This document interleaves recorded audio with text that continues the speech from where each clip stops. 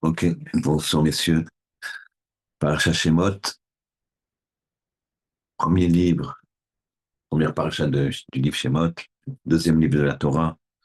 Les Shemot ben Israël, ben Mitzrayim et Yaakov, Ishu Beto Baou. Donc voici les noms des Béné Israël qui sont venus en Égypte, et Yaakov avec Yaakov, Ishu Beto Baou, chacun avec sa maison. Très bien, on va citer les noms. Reuven, Shimon, Lévi, Yehuda, Issachar, Zebulun, Binyamin, Dan, Naphtali, Gad et Asher. Ils ne sont pas tout à fait dans l'ordre de leur naissance. Ils sont dans un certain ordre, d'un ordre plutôt de la tefila.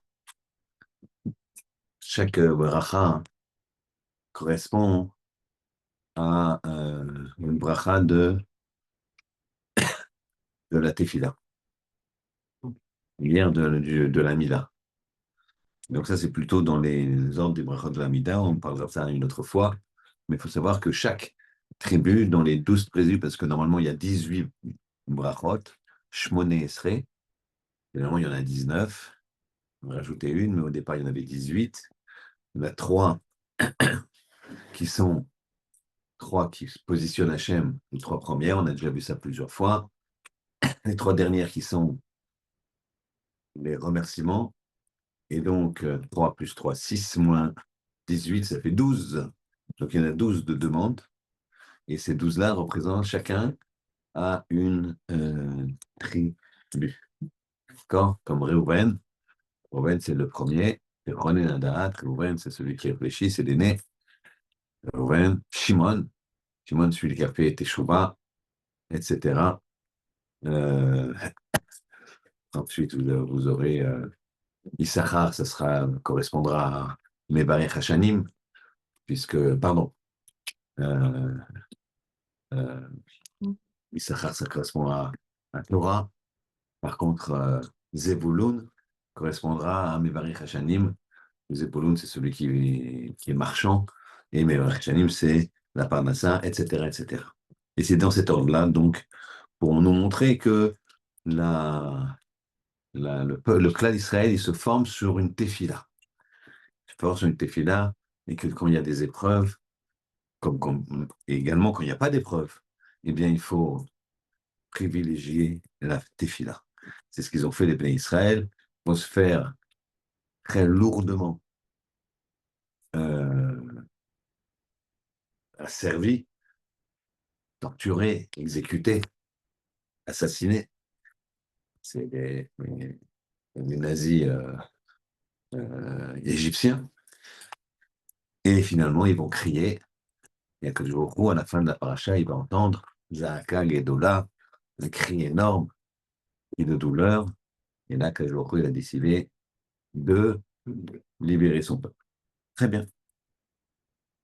Vaïkon Nefesh Yotze Yerech Yaakov, Shivim Nefesh, Yosef Aya Bemitzraïm. Yosef, il était en Égypte. Donc, ils étaient 70. Donc, au départ, on est un peuple de 70 personnes. C'est Yaakov et ses enfants. Voyez, moi, Yosef et Cholechav. Quelques dizaines d'années, et tous les frères de Yaakov sont morts. Les Choladoraou et toute la génération. Donc là, il n'y a plus le lien avec Yaakov, ni même avec Yosef. Et là, les Bnei Israël ont commencé à s'assimiler. Les Bnei Israël, par où ils se sont fructifiés, ils ont pullulé, ils se sont multipliés, ils sont devenus puissants, ils ont gagné de l'argent, ils ont occupé des postes. Bimod meod bekou. Fatimane aretzotam. Et la terre a été remplie de eux. Alors, on avait déjà vu les années précédentes que ça, c'était un petit peu le schéma dans toute l'histoire de tout ce qui allait arriver au clan d'Israël. Puisqu'ils vont dans un pays, ils sont très peu, c'est quelques familles. À force de rester, ils se multiplient. Malheureusement, ils sortent du ghetto, ils s'assimilent, ils deviennent puissants, ils deviennent des ministres. Et puis, qu'est-ce qui se passe? Ils remplissent toute la terre. Bon, là, c'est une catastrophe au niveau spirituel. Mais que je vous il ne nous laisse pas comme ça nous assimiler. Et qu'est-ce qu'il fait? Bon, il y a comme Melech Hadash. Il, euh, il fait il y a un roi nouveau qui se lève à Mitzrayim en Égypte, à Shalom Yadaït Yosef, qui n'a pas, qui ne connaissait pas Yosef. Il ne connaissait pas Yosef, un roi nouveau qui ne connaissait pas Yosef. Et donc, il va commencer à les asservir. Le clan d'Israël, il est plus grand que nous. Avani Trakmano, ingénions-nous, Penirbe, de peur qu'il se multiplie, Vayaïkit Krena Milchama, et quand vient une guerre, Venosav Gamhu, il va s'ajouter lui aussi, Alsonenu à nos ennemis, Venicham Banou, il va nous combattre, Vala Mineret, c'est pour sortir de la chair. Et donc, ça va commencer à aller les persécutions.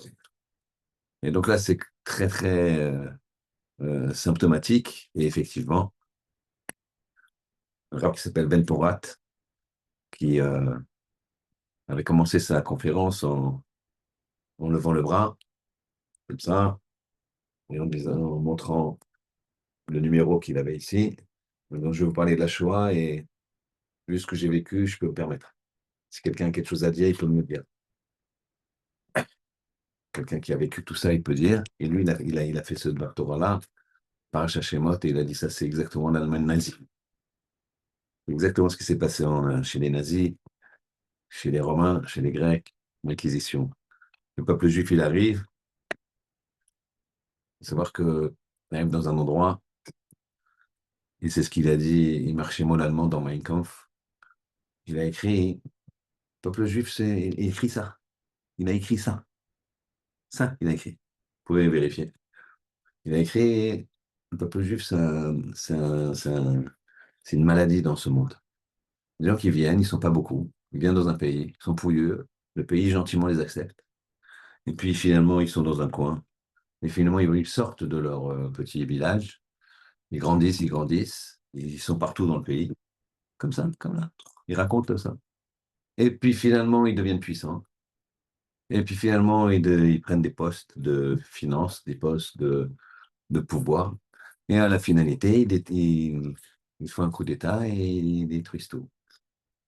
Mais lui, l'Allemand, il marche chez moi, il dit regardez ce qui se passe en URSS, ce qui se passe chez les Russes. Et en 1917, il y a eu la révolution russe, faite par beaucoup de juifs, dont Trotsky, que tout le monde connaît. Il y avait beaucoup de juifs, les directeurs, les chefs du NKVD, de la police secrète, service secret, c'était les juifs, Myria, etc., etc. Et ces juifs-là, ils sont venus, ils ont tué tout le monde. Ils ont tué le tsar, etc. Voilà ce qu'ils font. Et ils sont en train de faire pareil chez nous. Et à ce moment-là, il y avait une femme qui s'appelait Rosa Luxembourg, qui était une Russe. C'était nationalisée allemande pour faire de la politique. Rosa Luxembourg. Elle était relativement brillante, malheureusement complètement assimilée. Évidemment, gauchiste, très révolutionnaire. Et donc une ennemie, évidemment, des SA et des SS. Et donc, lui, il disait, regardez ce qu'ils font, ce qu'ils sont en train de faire en Allemagne. Et donc, c'est exactement ça, le canevas de l'assimilation des Juifs dans le monde. En Espagne, c'était pareil. Les Juifs, ils ont monté les échelons. Don Isaac Abravanel, c'était le ministre des Finances de Fernie dans l'Espagne. Il y a, avec Isabella Clotali, qui marchait Mavezekha, euh, déclaré l'Inquisition et la, et l'expulsion des Juifs. Oui, oui, l'expulsion des Juifs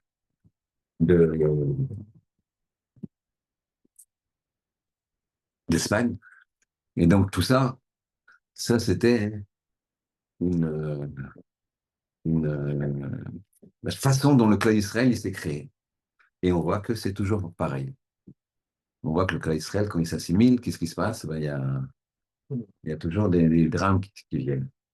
Donc je dis ça au nom de Rav Ben Porat, qui peut se permettre de dire ça pour la Shoah, sachant que lui-même, il a souffert de façon effroyable de la Shoah. Maintenant qu'on regarde ça c'est évident, ça paraît tellement évident. Nous, on va voir quelque chose. Moshe Rabbeinu, il va naître, il va être caché, et ensuite, il va devenir le, le fils adoptif de la fille de Pharaon, comme chacun sait, et il va vivre dans le palais. À 20 ans, il sort voir ses frères. Il a de la peine. Il a de la peine et il voit un jour un Égyptien qui frappe un Juif. Alors, il va le tuer. Comment il le tue? Il dit le nom d'Hachem. Il dit un nom d'Hachem. Un des noms d'Hachem, et puis ça provoque la mort de cet Égyptien. L'Égyptien, il meurt. Et ensuite, le, la chose va être sue et Moshe Rabbeinu va devoir s'enfuir. Finalement, finalement, la Shrina va lui apparaître. Au buisson ardent, la Shrina va lui apparaître. Qu'est-ce qu'il a fait pour mériter que la Shrina lui apparaisse?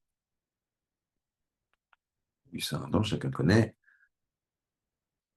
Eh bien, c'est justement parce que il, il a eu de la peine pour ses frères. Maintenant, tous les commentateurs, ils se demandent, mais n'importe quel juif aurait eu de la peine pour ses frères. Regardez comment depuis le 7 octobre, on est motivé, euh,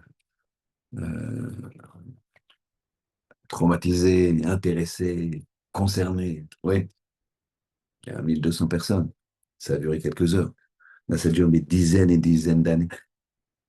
Des enfants qui sont tous les jours jetés dans le fleuve, égorgés. C'est vraiment le cauchemar total. Cauchemar total. Moshe, il a été compatissant, donc Hachem, il dit, je descends des sphères supérieures vers les sphères inférieures pour parler avec toi, parce que toi, as été concerné. Très étonnant. Très étonnant. Qui ne serait pas concerné? Deuxième question. Elle va venir, il va arriver, quand il arrive, donc il a 20 ans, il est en fuite,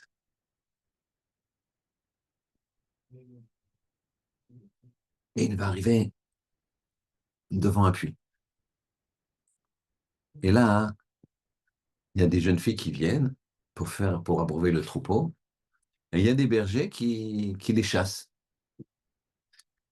Qui chassent. Non, non, nous, on abreuve les troupeaux, vous, allez autre part. Moshe, il s'interpose, il chasse ces bergers-là, qui sont des bergers voyous, quoi, et il donne à boire au troupeau de ces jeunes filles. Ces jeunes filles, c'est les filles de Yitro. Elles reviennent chez leur père, et le père, il dit, comment ça se fait que vous venez si tôt?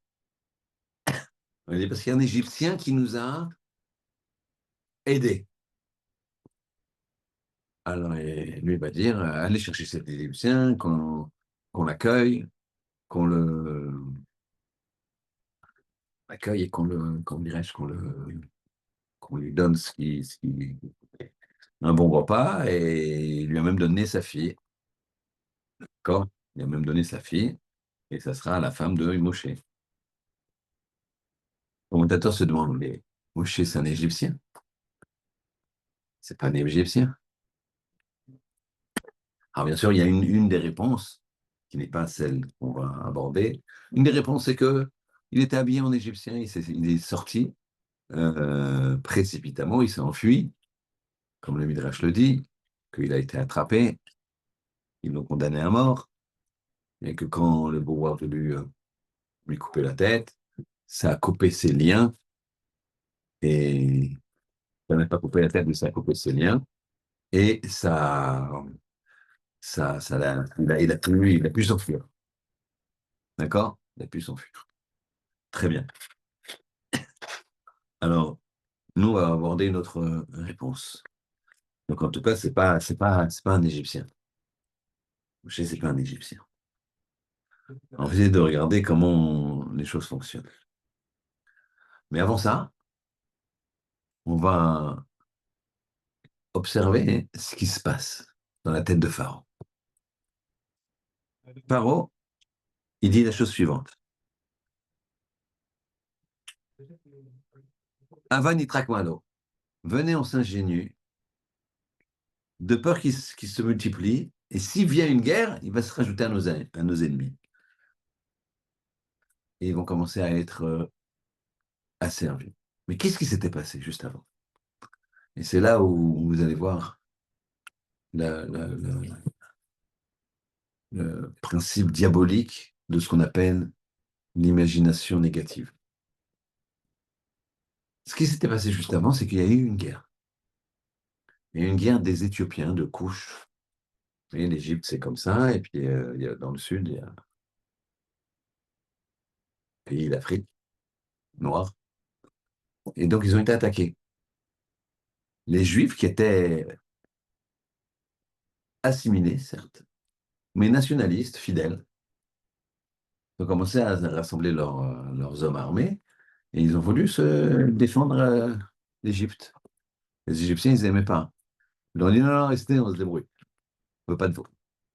Les Égyptiens, ils étaient battus à plat de couture. Si maintenant que les armées ennemies, elles arrivent sur l'Égypte, elles vont tout détruire, tout brûler, tout tuer. À ce moment-là, les Juifs, les Hébreux, ils sortent et ils les repoussent et ils les battent à plat de couture. Voici, c'est les Hébreux qui gagnent. Et quand ils reviennent en Égypte, du champ de bataille, au lieu d'être acclamés, ils reçoivent des tomates et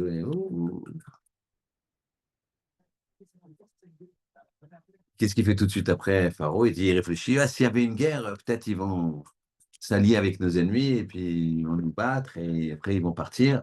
C'est une catastrophe. Mais vous voyez que c'est quoi cette fausse imagination?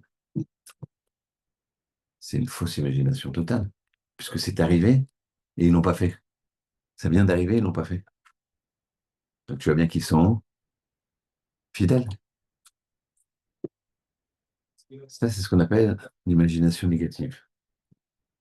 C'est-à-dire que quand les gens, parfois, hein, ils ont une haine pour quelqu'un, pour une situation, pour quelque chose, eh bien, ils vont tout déformer.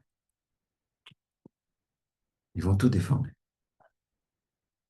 Ils vont aller dans un chemin qui est tellement extrême par rapport à la réalité, parce ils veulent être, entre guillemets, cohérents avec la haine qu'ils ont. Ça, c'est l'imagination négative. Mais vous avez de l'imagination positive.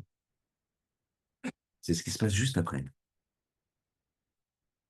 Il a vu que tout de suite après, il a vu que les Bnei Israël, il a mis des corvées, et il a vu plus ils travaillaient, plus ils avaient des enfants. C'est pas possible, ils ont plein d'enfants. Et qu'ils accouchaient par sextuplés. Mm. D'accord? Donc, une femme, elle avait à peu près 10 portées, si tu veux. D'accord? Il n'y a pas de femmes dans les alentours, tout va bien. Donc, chaque femelle avait 10 portées. Parce qu'on est, il est tunisien, et ça dégénère. Et donc, et la moyenne, c'était 6 enfants. Donc, chaque femme avait 60 enfants. Quand on fait les calculs de combien ils étaient avec les années, etc., ça correspond parfaitement. Il y a des chiffres historiques des Hébreux en Égypte, etc., qui correspondent exactement à ça. Très bien. Donc, qu'est-ce qu'il fait? Il demande à ses hommes de trouver des sages-femmes juives. Et il dit comme ça, on va tuer tous les hommes, tous les bébés, garçons. Mais il me faut des sages-femmes très expérimentées. Il prend les sages-femmes qui étaient autres que Shifra et Poua. Shifra, parce c'était la future mère de Moshe. Et Poua, c'était la future sœur de Moshe, qui s'appelle Myriam. Moshe n'était donc pas encore né. Et voilà que il va aller chercher, c'est des sages-femmes très, très expérimentées. Et elle, il leur dit la chose suivante, voilà, je vais faire des très grandes récompenses, mais ce que je vous demande, c'est que quand vous avez une grande expérience, vous touchez le ventre, vous savez reconnaître que c'est un garçon ou c'est une fille.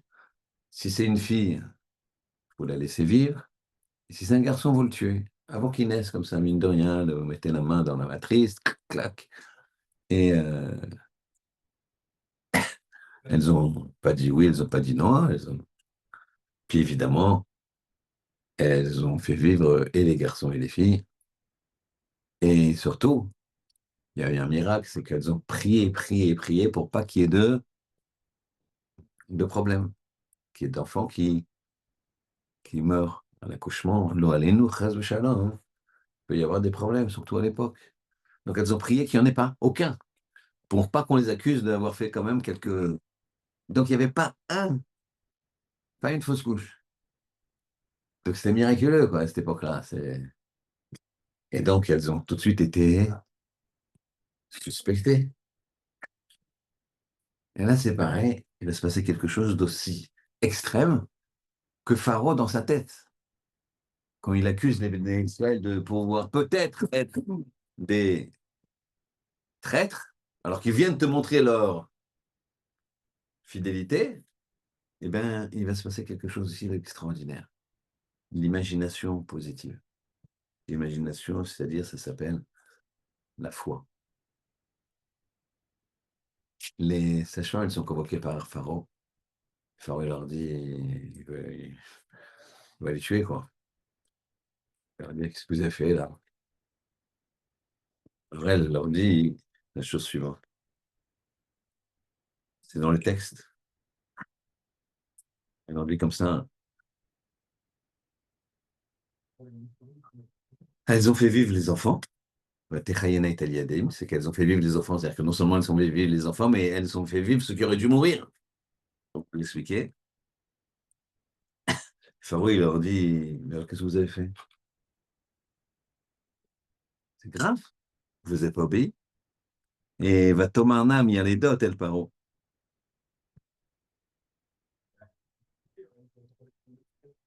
Les sages-femmes, elles ont dit à Pharaon, Kilo chanashim amitzriot, aivriot. Les femmes égyptiennes ne sont pas comme les femmes juives. Qui chayot ena. Les femmes juives, elles sont chayot. C'est des bêtes sauvages, un peu. Chayot, c'est comme les bêtes sauvages. Beterem tavo alem, avant que tu viennes, amialedet bialadou, elles ont déjà accouché. Et quand il a vu ça, lui, il a dit, Pharaon, il a dit, bon, ok, vous pouvez partir. Je comprends. Vous comprenez ce qui se passe? C'est qu'elle, elle dit, il n'y a pas de... Elles accouchent toutes seules.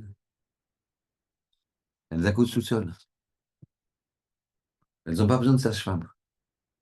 Maintenant, on remet quelques semaines en arrière. Mais Pharaon, il demande à ses hommes, trouvez-moi des sages-femmes juives les plus expérimentées. Et on lui amène Chifra et Poua. Donc, c'est des professionnels, entre guillemets. Donc, il y a les femmes juives, elles ont bien besoin de sages-femmes. Et elles disent, après, ah, vous avez fait, sur l'accusation de Pharaon, vous avez fait une, vous avez pas obéi aux ordres, vous les avez fait vivre les enfants. Elle dit, mais non, les femmes, elles ont pas, les femmes juives, elles n'ont pas besoin de sages-femmes, c'est pas comme les femmes égyptiennes. Elles sont chayotes, c'est comme les animaux sauvages. T'as déjà vu, toi, une lionne qui accouche avec une sage-femme? T'as déjà vu un... Ils n'ont pas besoin. Et Pharaon, qu'est-ce qu'il dit? Ah oui, d'accord, je comprends. Bon, on pouvait partir. Ça s'appelle, hein, le contraire, ça s'appelle l'imagination positive. Et qu'elles, qu'est-ce qu'elles ont à dire? Elles peuvent rien dire. Alors elles se disent, bon, on dira qu'ils n'ont pas besoin. Elles accouchent avant qu'on arrive. Et ça passe. Pourquoi? Parce qu'il y a une téfila. Il y a une tefila avant, quand elles sont convoquées, elles se disent, bon, allez, viens. Ma chère fille, viens, on fait la tefila, on fait une bonne tefila. Demande Ribono Shel Olam, nous, on va répondre ce qu'on veut répondre, quoi, mais... Et lui, qu'est-ce qu'il fait? Et lui, Pharaon, il gobe. Et il dit, oui, la tefila, elle est passée. C'est pour ça que tout est une tefila. Le livre de Shemot, c'est tefila. Je dis, les livres, le livre, il commence par Reuven, Shimon, Lévi, Issachar, Zebulun, Dan, Naphtali, Gad, Asher. C'est pas l'ordre. C'est pas l'ordre de naissance. C'est l'ordre qu'il y a dans la tefila. Pourquoi? Parce que c'est la tefila qui ouvre les portes. Les gens, ils oublient de prier. Ils oublient de prier. T'as pas d'enfant, il faut prier. T'as pas de travail, il faut prier. T'as pas de shidour, il faut prier. Ça marche pas, le shalom bayit, il faut prier. Les enfants, c'est difficile, l'éducation, il faut prier. Tout, il faut prier. Lui, il me dit, ouvre la porte, s'il te plaît. Regarde, il y a la porte. Ouvre la porte. Mais il faut prier. Il faut se concentrer. Il faut aller jusqu'au bout. Elles vont jusqu'au bout. Elles se disent, elles prient jusqu'au bout. Et après, elles vont sortir un truc inécoutable pour Pharaon. Ah, ça n'existe pas, les sages-femmes chez les Juifs, mais elles sont diplômées professeurs sages-femmes. Elle-même, il a été les chercher, il a demandé à ses services secrets, allez, trouvez-moi les plus expérimentés. Et elles disent, mais ça n'existe pas, les sages-femmes chez nous. Pas besoin.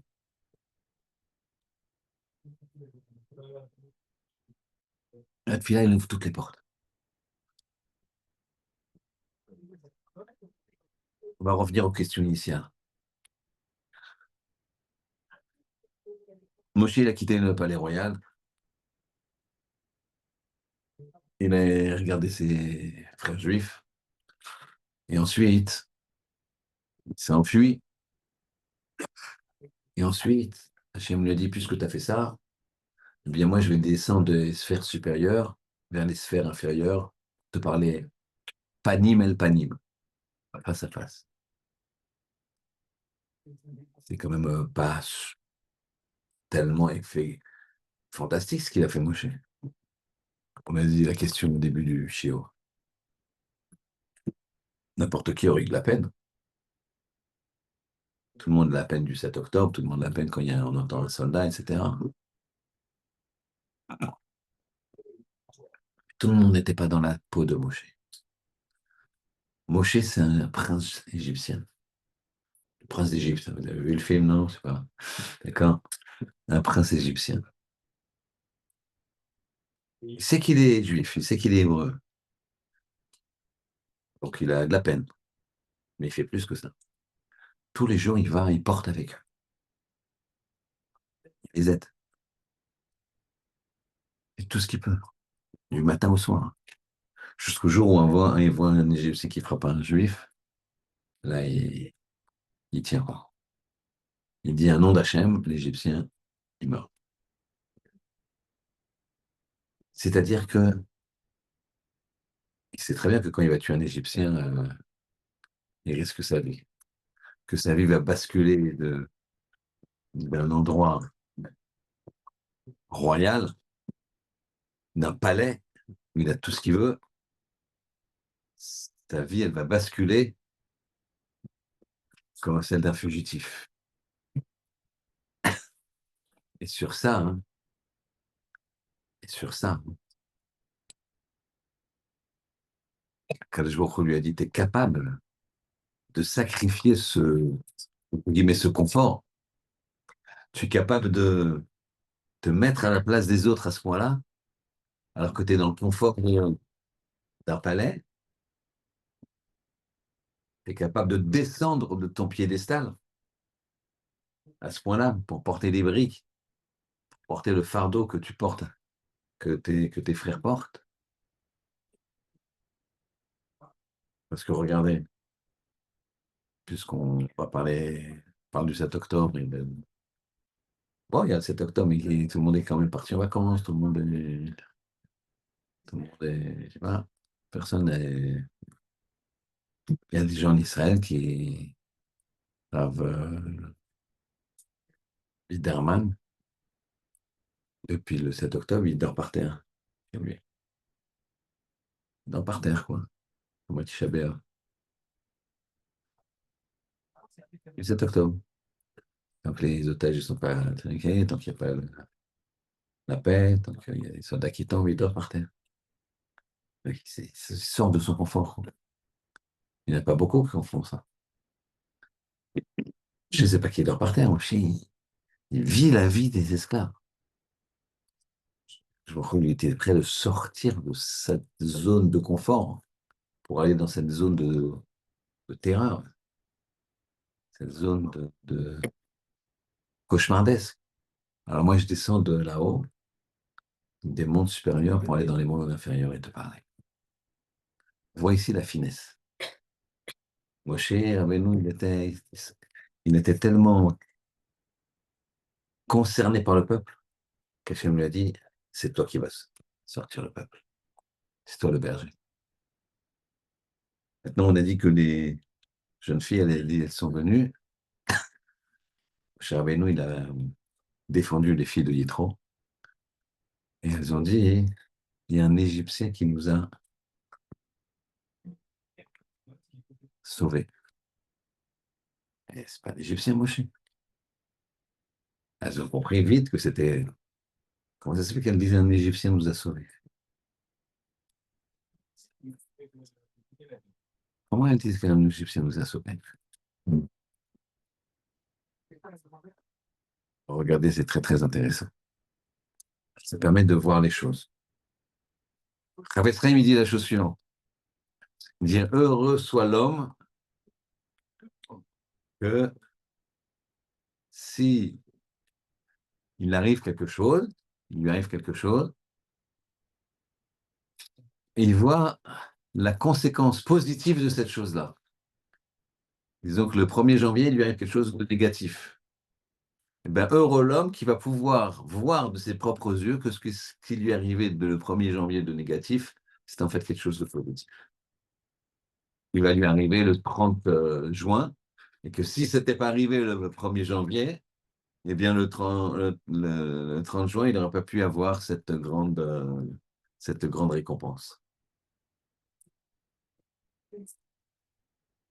Ça, c'est le Chavetz Chaim, il dit ça comme ça. Et donc, on va expliquer. On va expliquer.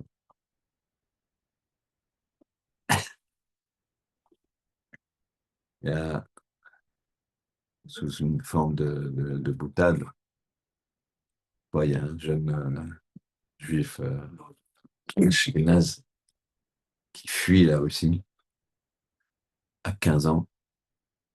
Et pour gros, il arrive aux États-Unis. Et lui, il était à l'Yeshiva. Et c'est pas pareil, c'est pas écrire, lui, c'est faire que, il n'a que étudier. Et il en veut quelque part son éducation de ne pas savoir écrire. Mais maintenant qu'il arrive aux États-Unis, il faut qu'il trouve un job. Et alors, malheureusement, tous les jobs qu'il trouve, il travaille Shabbat.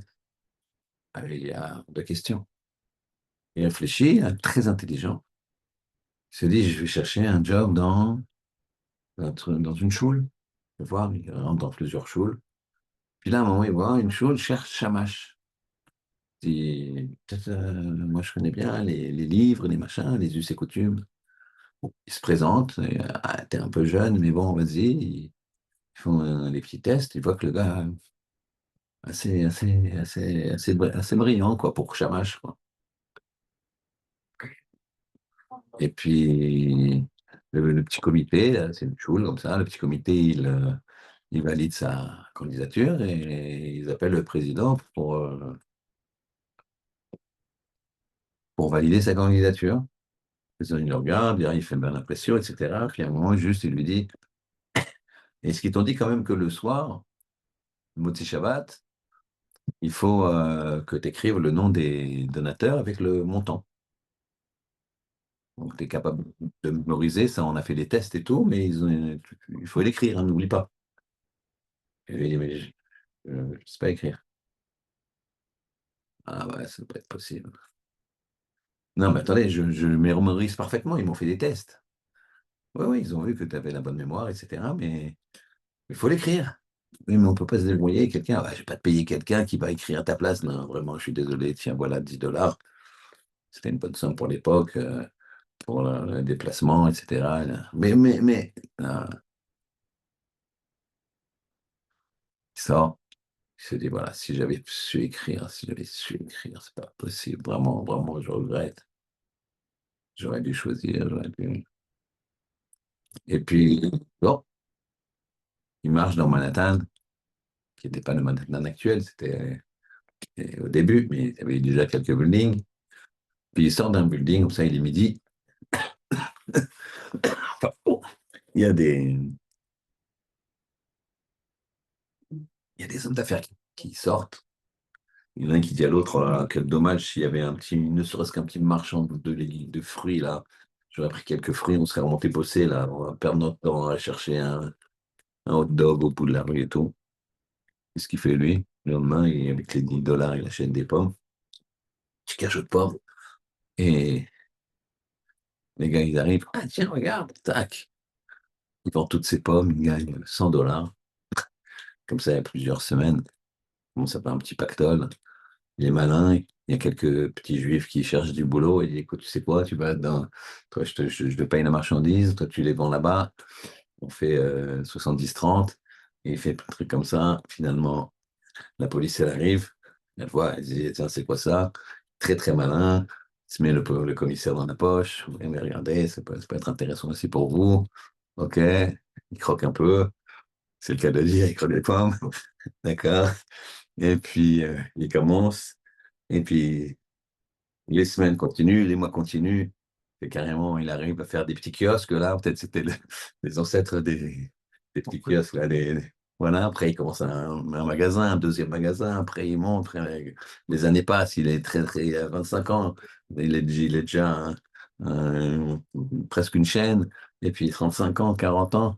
Et 50 ans, il devient le numéro 2 de l'agroalimentaire aux États-Unis. Il est époustouflant. Et quelques années plus tard, il fait une OPA sur le numéro 1. Lui, il était numéro 2 de l'agroalimentaire. Il fait une OPA sur le numéro 1 et il gagne l'OPA. Donc, ça va être un énorme groupe alimentaire jeune du jamais vu dans le monde. Et donc, il est le PDG. Et voilà que il y a il y a les signatures des contrats. PDG de la boîte qui va devenir son PDG de la boîte numéro 1 qui est maintenant sa boîte à lui, qui va se soumettre, quoi, entre guillemets. Donc, ils signent des contrats, etc. Et ils arrivent et il y a les plus grands avocats des États-Unis qui arrivent et qui, près de lui, respectueusement, monsieur Goldsmith, voilà, il faudrait que vous signiez ici. Mettez, lui approuvé, bon pour que vous signez. Alors, lui, il y croit. Donc, il dit, non, il faut dire lui approuvé. Donc, il appelle quelqu'un, il lui dit, je te mandate. L'autre, il met, lui approuvé, mandaté par le président. Voilà. Et lui fait une croix. Il dit, pourquoi bon, ah, je ne sais pas écrire. Alors l'avocat international, il le regarde, il dit, mais c'est incroyable. Vous imaginez, si vous arrivez à faire ça sans savoir écrire, et si vous saviez écrire, si je savais écrire, j'aurais été Shamash. C'est bien sûr une boutade. Il y a un petit peu de vrai dans une histoire comme ça. Il y a un petit peu de vrai, mais pas aussi haut que ça. Mais ici, c'est quoi? C'est que dans l'histoire de Moshe Rabbeinu, vous allez tout de suite comprendre, c'est que on voit des choses qui se passent mal, d'accord? À l'instar de cette histoire où lui, il aurait voulu être Shamash, gagner sa vie, donc c'est une catastrophe pour lui. Et finalement, il devient ce qu'il devient. Mais là, c'est la même chose. Le Midrash, il raconte pourquoi ils l'ont appelé l'Égyptien. Le Midrash, il dit la chose suivante. C'est comme un homme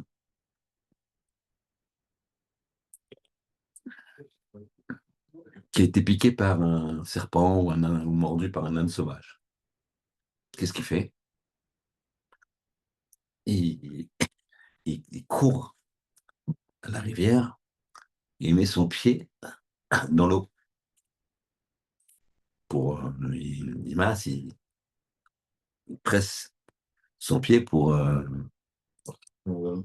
enlever le venin, pour se nettoyer, pour cautériser. Et là, il entend un cri, il voit un enfant qui se noie. Alors, évidemment, il va sauver cet enfant. Et cet enfant, il lui dit, merci, vous m'avez sauvé la vie. Vraiment, je suis ultra reconnaissant. Il lui dit, ne me remercie pas moi, remercie l'âne sauvage qui m'a mordu. Elle, c'est ce qu'ils ont dit. Ils ont dit, il y a un Égyptien qui nous a sauvés. C'est-à-dire qu'elles ont compris, et l'Égyptien qui l'a sauvé, c'est quoi? C'est que comme Moshe, il a tué l'Égyptien, alors il a dû s'enfuir. Donc c'est une catastrophe. Ben non, parce que finalement, il a sauvé les filles de Lot, il a pu se marier avec la fille de Yitro, pardon, et puis il s'est marié avec une des filles de Yitro, et puis etc., etc., et toute l'histoire elle continue. Ici, ça veut dire quoi, Rabotai? Ça veut dire qu'en fait, nous avons deux parties ici dans ce chiot. Une partie, c'est la tefila. Nous, ce qu'on nous demande, c'est d'avoir la émouna, de prier, à Kadosh Baruch Hu. Ça vient de lui, ça vient que de lui. Les gens qui sont honnêtes, ils vont te dire comment tu as rencontré ta femme, bah, truc incroyable. J'ai, il y a des, il y a des histoires phénoménales. Là, j'ai un jeune garçon, un nouvel élève comme ça, je lui ai demandé il m'a dit comment il a rencontré sa femme. C'est assez incroyable. Il va dans un restaurant, il voit de dos une jeune fille comme ça, il regarde comme ça, elle lui plaît. Il est avec sa mère, la jeune fille, elle mange avec sa mère. Non, c'est une Américaine qui est de passage à Paris. Et lui, il la regarde comme ça, il dit à son copain, me plaît, tu sais pas comment je fais. Puis c'est un restaurant cachère, il y a un serveur, black, qui entend, qui dit, ouais, je vous arrange le coup si vous voulez. Sympa comme ça. Alors lui, il demande rien, il va les voir, il parle un peu anglais, il lui dit, voilà, il y a un jeune homme qui... Et puis ça se fait comme ça, il regarde ce truc. C'est la mère qui vient voir le jeune homme, il dit, t'es chômeur Shabbat, il parle anglais comme ça, t'es chômeur Shabbat, tu fais ce truc, ouais, bon, peut-être, on s'échange téléphone. Et puis, quand ils sortent, lui, il va donner son téléphone, eux, ils ne donnent pas le sien, le leur, elle, la mère et la fille. Alors, lui, il s'est dit, bon, c'est bête, c'est pas à eux d'appeler, j'ai oublié de prendre le téléphone. Ils s'en vont. Et toujours le même blague, il lui dit, ça va alors Il dit, non, ben non, ils sont partis sans le téléphone. Il dit, attends, je vais voir dans les réservations. Il va voir les réservations. Il y avait le téléphone. Et donc, il lui dit, tiens, voilà le téléphone. Évidemment, ce, ce serveur, il a été invité. Il m'a dit, on pensait même le mettre sous la coupa. Il méritait, mais on n'a pas été jusque-là. Quand tu regardes le truc, c'est des choses. Chacun il peut regarder dans sa façon, dans sa vie, comment il a rencontré la personne qui allait l'embaucher, le former, etc. C'était faut bien avoir conscience de ça.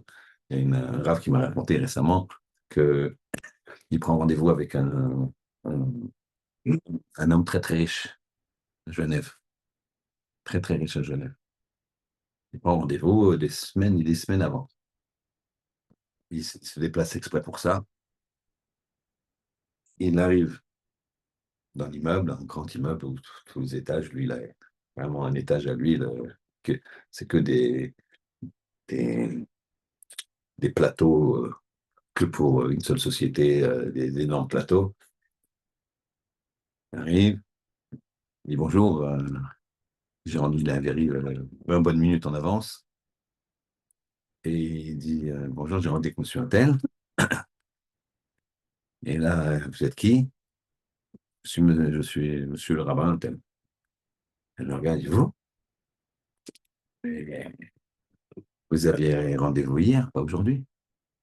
Je dis, comment? Non, mais non, je n'ai pas pu me tromper. Ah, bah si. D'ailleurs, monsieur Untel, donc le patron, m'a dit de vous dire que plus jamais il veut vous entendre parler de vous. Plus jamais.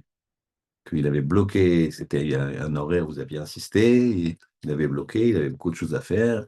Plusieurs fois, il a voulu annuler et puis il s'est dit non, ça ne se fait pas. Donc, quand vous n'êtes pas venu, il n'y avait même pas de coup de fil, rien pour vous excuser. Il m'a dit plus jamais, vous me le passez, plus jamais. Mais, écoutez-moi, je suis là, de toute façon, il n'est pas là, il ne vous prendra pas. Enfin, bref, qu'il me raconte lui-même, quelques années de ça.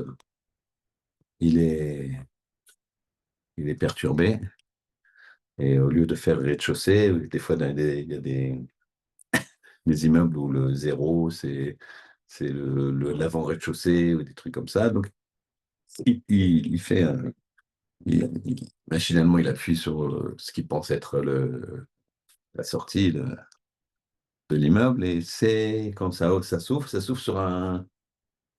sur une porte de bureau, pareil, un plateau. Il voit une mezouza. Il se dit, bon, je vais aller, je suis là, je suis là. Et puis là, il arrive, il s'approche de la jeune femme qui est à l'accueil. C'est des énormes bureaux comme ça, très luxueux. Et voilà que la jeune femme, elle n'a pas le temps de lui dire qu'est-ce que vous voulez, qu'il y a un monsieur qui arrive comme ça. Tout de suite, elle se raidit quand le monsieur arrive. Il sent que c'est quelqu'un d'important, peut-être le patron. Et il lui dit, tiens, tenez, d'ailleurs, il y a un coursier qui va venir et vous mettrez ce paquet-là, c'est important. D'accord? Tel nom, tel truc, tel machin. Très bien. Et puis, le monsieur en question, il regarde le rave, il se sourit, il dit, vous êtes qui? On a rendez-vous? L'autre, il dit, non, non, non, non, mais j'ai une grosse difficulté dans ma yeshiva, très, très grosse. Voilà, j'essaie de collecter des fonds et venez, venez. Et puis il discute avec lui, ça se passe très bien, il lui fait le chèque qu'il attendait du voisin du dessus. C'est le Rav lui-même qui me raconte. C'est fabuleux. Donc il serre la main, il sort, et quand il sort, la jeune fille, elle est sur le rabbin. Oui. Donc, vous avez beaucoup prié ce matin? Et il dit, j'ai beaucoup prié dans l'ascenseur quelques secondes, oui, j'ai beaucoup prié. Et j'étais très malheureux. Et Hachem, aide-moi. Parce que vous savez, c'est sur un tel, je crois que ça fait 5 ans que je suis ici. Je crois que c'est la deuxième fois où c'est pas moi qui me déplace, c'est lui qui vient me donner quelque chose. Jamais il se déplace. Jamais il se déplace. Et que si, évidemment, c'était pas déplacé, vous m'auriez dit que vous n'avez pas rendez-vous, j'aurais été, je suis désolé, impossible. Jamais j'aurais même osé le déranger. Donc en fait, les choses qui arrivent qui sont pas bien, elles se transforment, elles sont bien. Là, c'est pareil. La tefila te fait changer les choses. Tu crois que c'est pour le mal, mais c'est pour le bien. Chez Rabbeinu, les gens ils se disent, t'imagines, un fait divers. Oh là là, il était en Égypte, il était le roi d'Égypte, il aurait pu faire de la politique et renverser le gouvernement et que les Juifs y soient. Au lieu de ça, il a tué un truc, il est obligé de partir. On avait un pion dans le. Tu crois ça? Non, ça ne sera pas passé comme ça. Quand il a fait que les choses elles se passent différemment. Et sages-femmes, elles sont là. Ils n'ont rien à faire, c'est fini. Elles ont fait ce qu'il fallait. Elles ont fait vivre les enfants, elles n'ont pas tué les enfants. Elles prient pour qu'il n'y ait aucun accident. Rien. Même naturellement. 1 sur 100 qui doivent mourir. Même de nos jours, là, les nous.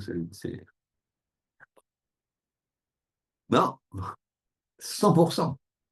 Maintenant, elles sont convoquées. Elles disent ce qu'elles peuvent dire, quoi. Mais non, il n'y a pas besoin. Elles avaient déjà accouché quand on arrive. Elles ont prié que ça marche. Ça a marché. Elles ont la émouna, ça a marché. C'est-à-dire que dans la vie, souvent, il y a une mitzvah, hein, une mitzvah d'être besimcha, une mitzvah d'être joyeux. Et souvent, il arrive des choses et tu te dis, comment je peux être joyeux? Les conseillers ne sont pas des payeurs. Attention, il faut se le dire à soi, il ne faut pas dire à son copain qui a des problèmes, ah bah faut être joyeux, ça va bien truquer. Non mais je suis licencié, on va me renvoyer de mon appartement. Ah non, mais c'est pas grave, tu verras que sans doute tu vas. Non, ça se fait pas ça tu l'aides, tu compatis avec lui. Le problème, le moussard, c'est que pour soi-même, pas pour l'autre. L'autre, tu l'aides, tu lui dis, tu lui montres les choses sur lesquelles il a aussi là, mais tout n'est pas mauvais. Et t'as la santé, t'as ceci, t'as cela. Tu montres, tu mets en exergue les choses bien quand tu veux aider. D'accord? C'est comme ça qu'on sait la chaîne. C'est comme ça qu'on sait la chaîne. Et c'est pour ça que c'est dans cette paracha qui est le début de la création du peuple juif. Et c'est dur. C'est dur. C'est l'asservissement. Après, ça va mieux se passer. Les parachutes d'après. Il y aura les plaies, il y aura tout ça. Mais au départ, c'est dur. Pourquoi? Parce que les choses, elles s'obtiennent avec l'effort. Dans la vie, tu penses que tu obtiendras tout facilement. Si tu obtiens des choses facilement, c'est que c'est pas bon. C'est que c'est pas ça qu'il te fallait. Les choses, elles doivent s'obtenir avec effort. Si c'est facile, c'est compliqué. C'est compliqué. Tu n'as pas fait d'effort pour, c'est est-ce que c'est positif ou pas? C'est pas évident. Là, le peuple juif, il se crée dans la difficulté. Je crois il nous dit, c'est comme ça que ça marche. Tout le monde sait que c'est la pression qui fait que. Pas la pression que te met l'autre, la pression que tu te mets toi. Le travail dans lequel tu t'investis. Pour ça que la tfila, dès le départ, les schémas, et qu'on les met dans l'ordre de la tfila, c'est pour te montrer que la tfila, c'est très difficile. La tfila, c'est difficile parce qu'il faut se concentrer. Toujours là où tu vois que tu as une grande difficulté, eh ben, sache que tu as un grand salaire. Il y a une grande difficulté de se concentrer dans la Gemara, de comprendre, s'investir en Torah, c'est noir et blanc. Imagine, tu regardes un texte comme ça, noir et blanc. Encore, c'est un chumash. J'imagine que moi, c'est encore plus petit, c'est plus dense, c'est de l'araméen. Non, non, parce que l'hébreu, c'est trop facile. Et l'hébreu qu'il y a dans, dans la marge, c'est pas le même alphabet. C'est-à-dire, c'est de l'hébreu, mais le aleph, il n'est pas le même. Rien n'est pareil, quoi, c'est pas le même alphabet. Tu m'as fait de l'hébreu. Ah, c'est gentil. Ah, mais c'est pas le même alphabet, hein. Attention, c'est un autre alphabet, c'est un vrachi. On va pas de facilité. Donc, il faut que tu connaisses l'hébreu, deux alphabets et l'araméen. Et après, tu as un mot sur lequel tu as sous-entendu une question, et après le mot, tu as sous-entendu la réponse. Tu as juste un mot qui fait pivot, bah vas-y. T'as pas de virgule, t'as pas de blanc, t'as rien. Ah, tu m'étonnes qu'après le gars, il TikTok, TikTok, TikTok, c'est plus facile. D'accord? Mais ça abrutit beaucoup plus, par contre. La Gemara, elle abrutit pas, au contraire. C'est ça qui est, c'est ça l'effort. Mon cher Benou, il a fait un effort. On a dit au départ que c'est facile. Entre guillemets, tu as de la peine pour tes frères juifs. C'est pas qu'il a eu de la peine, lui. Il est monté au combat, vraiment. Il est descendu de ce faste de l'Égypte, prince d'Égypte. Prince d'Égypte, peut-être le futur pharaon. Il descend dans la galère. Il porte les briques avec ses frères. Et il va tuer quelqu'un qui agresse un de ses frères. Et il sait qu'il va être passible à peine de mort. C'est pas grave. Je dois me comporter comme un mensch, comme on dit. Comme quelqu'un de bien, je me comporte comme quelqu'un de bien. Sage-femme, c'est pareil. Elles doivent se comporter comme des femmes bien. Elles se comportent comme des femmes bien. C'est ça la Vodat Hashem. C'est ça qu'on nous demande. Ici, nous, on a des vrais enjeux à Bretagne. On a des vrais enjeux ici à Paris. Il faut savoir une chose, c'est que si on veut garder et ne pas s'assimiler comme ce qui s'est passé en Égypte. Ils se sont assimilés. Et un roi est venu, il les a massacrés, comme s'il s'est passé en Allemagne. Ils se sont assimilés. Un roi est venu et il a fait ce que vous savez. Vous savez que il y avait très grande assimilation. Il y a ce qu'on appelait le siècle des Lumières en Allemagne. Un monsieur qui s'appelait Mendelssohn, Moïse Mendelssohn, qui a qui était pour se convertir au christianisme, qui était pour le libéralisme à outrance, et qui a même fait des nouvelles lois concernant les Juifs, en disant que si un des parents était juif, ça suffisait pour que ce soit juif. Qu'un des grands-parents était juif, ça suffisait pour être considéré comme juif. Il a fait cette loi-là. Rav Israël Center, il a dit, c'était la même époque, il a dit, puisque ce juif renégat, là, il a fait ce espèce de code de loi juive moderne, dans ce sens-là, ben, viendra un moment où les Allemands, les Goy, ils feront une loi qu'on n'aura pas le droit de se marier avec des Juifs et qui considéreront comme juifs et les persécuteront, même si c'est un des grands-parents qui est juif seulement. Et ça, c'était la loi de Nuremberg, que les nazis considéraient que c'était juif s'il y avait un des grands-parents, quel qu'il soit, que ce soit l'or, que ce soit paternel, maternel, que ce soit la mère, du coup, la grand-mère ou le grand-père, des quatre, la descendance a été juive. Comme il a dit, Rav Israël Salanter. Comment on fait pour échapper à ça, à ces idées-là terribles d'assimilation, de valeurs qui ne sont pas les nôtres? On doit étudier la Torah. On doit étudier la Torah. Si on n'étudie pas la Torah, tu n'as aucune arme contre ça. Parce qu'on va te dire, bah, et, bah, l'amour, on s'aime, quoi. Après, ils vont dire ça entre hommes, on s'aime entre hommes. Après, ils vont dire avec les bêtes, mais moi j'aime les chiens. Ah, t'as quelque chose contre l'amour, quoi. Quelle honte, quelle honte. Alors les sentiments, cette pauvre bête, qu'est-ce que t'en fais? D'accord? Ben, je n'oserais pas regarder sur Internet, mais je suis sûr qu'il y a des trucs de zoophilie, de machin, de trucs Lego, quoi. Ah. Et de la même façon que tu as tout le reste. Mais sans aller jusque-là, ça commence par des valeurs comme ça qui ne sont pas les nôtres. Comment on lutte? Ah oui, ils me disent, Thomas, les seuls ici qui n'ont pas été opprimés, c'est la tribu de Lévi. La tribu de Lévi, tu ne les vois pas là. Parce que la tribu de Lévi, ils sont restés à Goshen, quand c'est dans le ghetto, ils sont restés étudiés. Ils sont restés étudiés, ils n'ont pas été asservis. Ils n'ont pas été asservis. Ils sont restés étudiés. Pourquoi? Parce que quand tu étudies, c'est dur.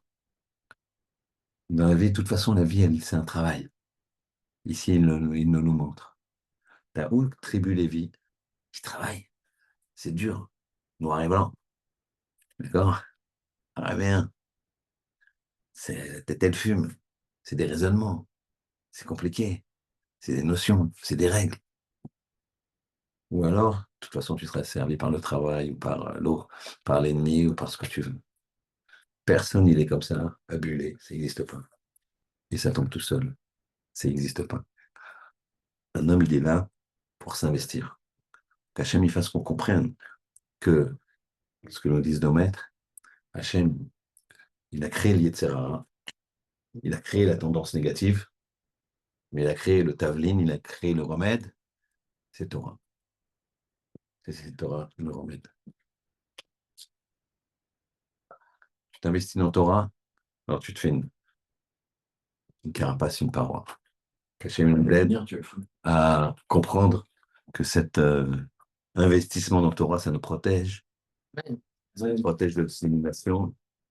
Ça donne au clan d'Israël du srout, et que Bezrit Hachem, les Katofim, Amen. les otages ils soient libérés, qu'il y ait la paix en Israël et qu'on puisse se rapprocher d'Hachem de plus en plus dans la Torah et la Kedusha. Shabbat Shalom.